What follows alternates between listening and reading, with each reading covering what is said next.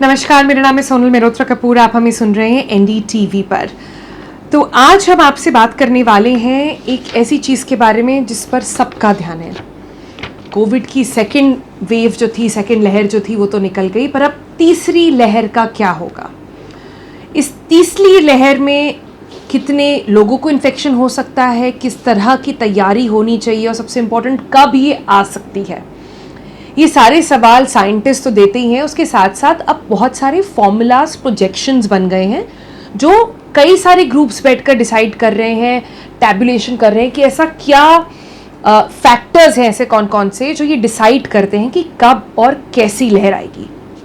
ऐसा ही एक फॉर्मूला निकाला गया है सूत्रा मॉडल कहकर।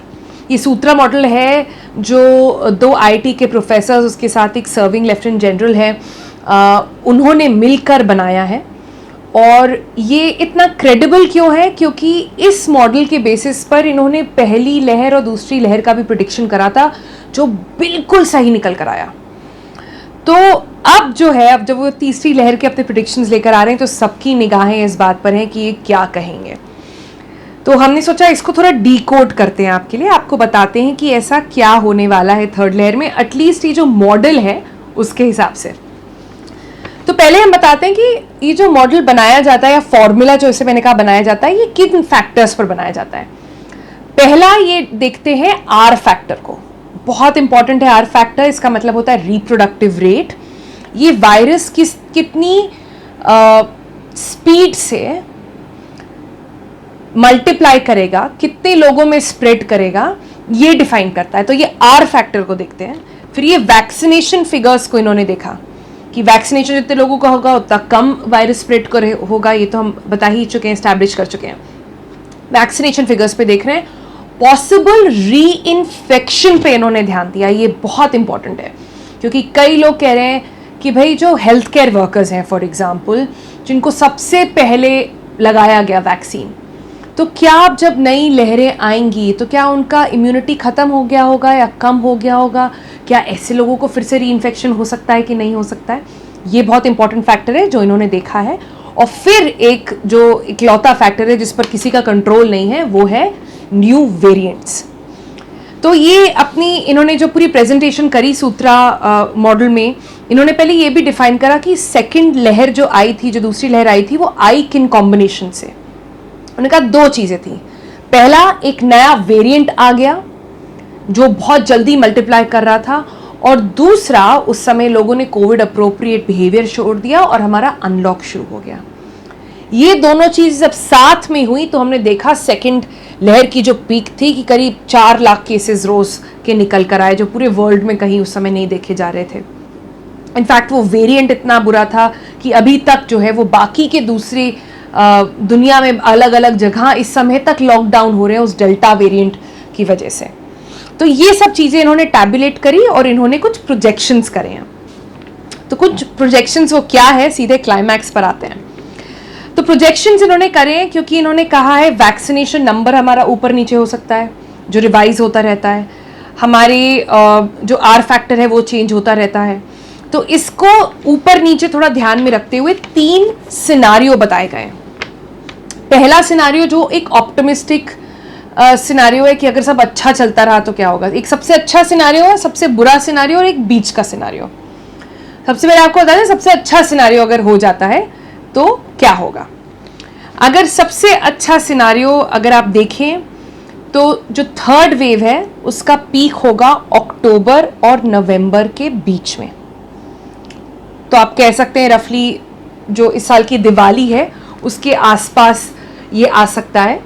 और इसमें जो है अगर लाइफ ऐसी ही चलती रही, कोई नया वेरिएंट नहीं आया, वैक्सीनेशन भी जिस तरह से चल रहा है तब से चलता रहे, तो ये सबसे अच्छा सिनारियो हो गया। इसमें हमारे जो केसेस होंगे इस मॉडल के हिसाब से 50,000 से 1 लाख तक जाएंगे डेली। नेशनल फिगर बता रहे हैं आपको। जो बीच का सिनारियो है इसमें भी ये कह रहे हैं कि इसमें अगर आप, इन्होंने इमेजिन करा है कि अगर वैक्सीनेशन जो चल रही हैं अभी वो 20% लेस इफेक्टिव होती हैं जो करंट वेरिएंट्स हैं। अब देखिए, नया वेरिएंट डेल्टा के बाद से variant of concern delta plus आया है, तो इनके हिसाब से अगर ये वेरिएंट चलता रहा और वैक्सीनेशन जो है हमारी इस डेल्टा प्लस वेरिएंट के 20% कम इफेक्टिव हुए, तो भी इनके हिसाब से जो केसेस है वो 50,000 से 1 लाख तक ही जाएंगे। और फिर इन्होंने इमेजिन करा है सबसे बुरा सिनारियो कि सारे कैलकुलेशन जो है एकदम वर्स्ट जो पॉसिबल है वो इन्होंने इमेजिन कर लिए हैं। और उस सिनारियो में इन्होंने इमेजिन क्या करा है कि एक नया वेरिएंट आ जाता है जो 25% ज़्यादा इन्फेक्शियस है। और इस सिनारियो में लेकिन हमारा जो कोविड का हमारा जो वैक्सीनेशन है वो फिर भी चलता रहा, तो उस सिनारियो में 1.5 लाख से 2 लाख तक के केसेस हर रोज आएंगे। तो इस सूत्रा मॉडल के हिसाब से इफेक्टिवली जो सेकेंड वेव होगी वो पहली जो जो थर्ड वेव होगी वो सेकेंड वेव जितनी नहीं होगी, इनफैक्ट उसकी आधी होगी।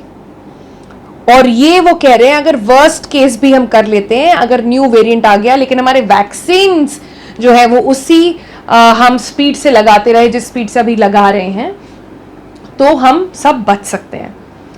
तो ये बहुत ही रिलीफ की बात हो गई एक तरह से, अगर आप देखें कि थर्ड वेव जो है वो इतनी बुरी नहीं होने वाली है। लेकिन क्यों, इसमें कुछ फैक्टर्स हैं जो बहुत इंपॉर्टेंट है। मैंने बातचीत करी उन साइंटिस्ट से, ये सारे प्रोफेसर्स और लेफ्टिनेंट जनरल से जिन्होंने ये करा है प्रिडिक्शन, और वो अभी भी ये कह रहे हैं कि री इन्फेक्शन का जो रेट है, जैसे मैंने आपको शुरुआत में बताया था, वो लोग जिनको सबसे पहले वैक्सीन लगी थी और जब तक एंड तक ये आ रहे हैं हम इस समय तक, ये वैक्सीन का हो सकता है इम्पैक्ट चला जाए, इस पर कोई स्टडी नहीं है, भारत में नहीं कहीं और पूरे विश्व में कोई स्टडी निकल कर नहीं आई है। तो ये कैलकुलेट करना थोड़ा रिस्की है, तो इस पर हम डिपेंड नहीं कर सकते। दूसरा वो कह रहे हैं कि ये मॉडल जो है ये अब कुछ कुछ महीनों के गैप पर ये रिवाइज करते रहेंगे। अब री इन्फेक्शन कैसे डिफाइन होता है, बेसिकली अब सीरो पॉजिटिविटी देखते हैं। सीरो पॉजिटिविटी हमने आपको पहले एक वीडियो में बताया था कैसे कैलकुलेट होती है, क्यों इंपॉर्टेंट होती है। इतने लोगों को एंटीबॉडीज है वो डिफाइन करेगा कि इतने लोगों को री इन्फेक्शन नहीं हो सकता, राइट।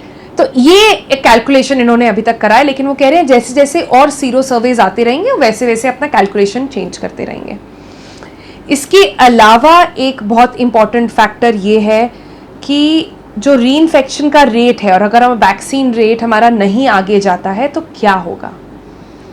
तो इस पर इंडिया में तो ऐसा कोई डिपेंडेबल डेटा नहीं है, लेकिन अब्रॉड में अगर आप देखें क्या हो रहा है, अगर आप यूके, यूएस जैसी जगहों पर देखें जहाँ पर वैक्सीनेशन रेट करीब 50% के आसपास पहुँच चुका है, कि 15% ऑफ द उनकी पॉपुलेशन को लगभग फर्स्ट डोज तो मिल चुकी है वैक्सीन की, उसमें अगर आप देखें तो क्या हो रहा है, वहाँ पर भी नई लहर आ गई है। यूके में अगर आप देखें तो 4th वेव चल रही है इस समय वहाँ पर, और लॉकडाउन पहले लगाया गया था लेकिन अब खोल रहे हैं वो। क्यों कर रहे हैं ऐसा, क्योंकि उन्होंने अपने डेटा में देखा कि चौथी वेव आई, वहाँ पर नंबर ऑफ केसेस भी बढ़े, लेकिन क्योंकि वैक्सीनेशन हो गया था, नंबर ऑफ डेथ्स और नंबर ऑफ हॉस्पिटलाइजेशन अभी उतने नहीं बढ़े। तो ये बहुत बड़ा एग्जाम्पल है कि वैक्सीन्स काम कर रही हैं, डेल्टा वेरिएंट के अगेंस्ट काम कर रही हैं, और बाकी देशों में भी वैक्सीन्स काम कर रही हैं। तो अब सवाल लोगों के मन में यही आएगा कि क्या बाहर की वैक्सीन्स काम करती हैं और यहाँ की वैक्सीन नहीं काम करती हैं। तो इस पे ये बड़ा कॉम्प्लिकेटेड सब्जेक्ट है, इस पे थोड़ा हमें एम्फोसिस नहीं देना चाहिए। इंपॉर्टेंट बात ये है कि वैक्सीन जो इंडिया में भी हैं अभी तक डेल्टा प्लस के अगेंस्ट भी काम कर रही हैं। यहाँ पर एक छोटा सा एग्जाम्पल, कोई स्टडी नहीं हुई है, हम मान रहे हैं इस बात को, लेकिन मध्य प्रदेश में केसेस आए, वहाँ पर करीब 9 केसेस निकले डेल्टा प्लस वेरिएंट के। उसमें से जो लोग को वैक्सीन लगी हुई थी वो सब घर पर ठीक हो गए, और जिन लोगों को वैक्सीन नहीं लगी थी, एक भी शॉट नहीं लगा था, उन लोगों की डेथ हुई है, और जिनको एक शॉट लगा था वो भी घर पर ही ठीक हो गए। तो ये बहुत बड़ा आपको एग्जाम्पल देता है कि वैक्सीन्स काम कर रही हैं। तो इस ये जो सूत्रा मॉडल है, इसकी टेक अवेज कुछ क्या है। इसका टेक अवे 2-3 बस यही है कि पहला, हमें अपना वैक्सीनेशन नंबर बढ़ाते रहना है। वैक्सीनेशन नंबर, सरकार ने बोला कि साल के एंड तक हमें सारे एडल्ट्स को वैक्सीनेट करना है। इसका मतलब ये है कि 8.6 मिलियन वैक्सीनेशंस एवरी डे होने चाहिए। अभी क्या हो रहे हैं, हमने 7 दिन का एवरेज निकाला, क्योंकि कभी ज़्यादा होता है कभी कम होता है। संडेज़ को जैसे बहुत कम होता है, क्योंकि उस दिन जो कोविड की वैक्सीन है उनको प्राथमिकता नहीं दी जाती है, दूसरी वैक्सीन को प्राथमिकता दी जाती है। हमने लास्ट 7 डेज़ का एवरेज निकाला तो वो कुछ 4 मिलियन ही निकल कर आया। चाहिए क्या, 8.6 हो क्या रहा है, 4 मिलियन। तो ये जो शॉर्टफॉल है, ये शॉर्टफॉल ठीक करना बहुत इंपॉर्टेंट है। अगर ये शॉर्टफॉल बढ़ता रहा तो उतने ही ज़्यादा में वैक्सीन चाहिए होंगी वो शॉर्टफॉल फुलफिल करने के लिए। तो ये जो वैक्सीनेशन का नंबर है ये नीचे नहीं जाना चाहिए, पहला टेक अवे। और दूसरा टेक अवे कि अगर आप चाहते हैं आर फैक्टर इम्प्रूव ना हो, अगर आप चाहते हैं इन्फेक्शन रेट ना बढ़े, तो आप मास्क पहनकर रखें, डबल मास्क पहनकर रखें, और बाहर जाना जब तक बहुत ज़रूरी हो अवॉइड करें। हमने अभी देखा है कि एक वेंजेंस ट्रैवल जिसे बोला जा रहा है अंग्रेज़ी में शुरू हो गया है। वेंजेंस ट्रैवल मतलब लोगों ने आकर एकदम अपना जैसे होती खुंदक निकालने के लिए एक तरह से ट्रैवल करना शुरू कर दिया है कि हम एक रिवेंज लेंगे उसका ट्रैवल, क्योंकि इतने दिनों से लोग घर पे बैठे बैठे थक गए थे, अब वो एकदम निकल गए हैं बाहर ट्रैवल करने के लिए। और हमने पिक्चर्स देखी शिमला, मसूरी, सारे हिल स्टेशंस में कितना बुरा हाल है। वहाँ पर अब सरकारें भी कह रही हैं कि वो रिस्ट्रिक्शंस उन्होंने खोली तो हैं पर नंबर्स बढ़ना शुरू हो जाएंगे। तो अगर आपने कुंभ को क्रिटिसाइज़ किया, आपने इलेक्शन रैलीज को क्रिटिसाइज़ किया, तो खुद अपना एक पैंडेमिक ना लेकर आएँ, अपना थोड़ा ध्यान से अपनी रिस्पॉन्सिबिलिटी के साथ काम करें। तो ये था सूत्रा मॉडल का प्रोजेक्शन। हम सब होप ही कर सकते हैं कि ये सही हो जाए, तो शायद थर्ड वेव इतनी इंटेंस ना हो। लेकिन याद रखें ये सिर्फ एक मॉडल है, सिर्फ एक कैलकुलेशन है। वायरस बहुत स्मार्ट है और हो सकता है कोई नया म्यूटेंट आए जिसके बारे में हमें अभी जानकारी नहीं है। तो तब तक के लिए तीन ही चीज़ें आपको जैसे करनी है, मैं फिर से रिकैप कर देती हूँ। मास्क पहन के रखें, वैक्सीनेट कराएं और दूसरों से दूरी बना के रखें। इस वीडियो के लिए इतना ही। मेरा नाम है सोनल मेहरोत्रा कपूर। आप देखते रहिए NDTV।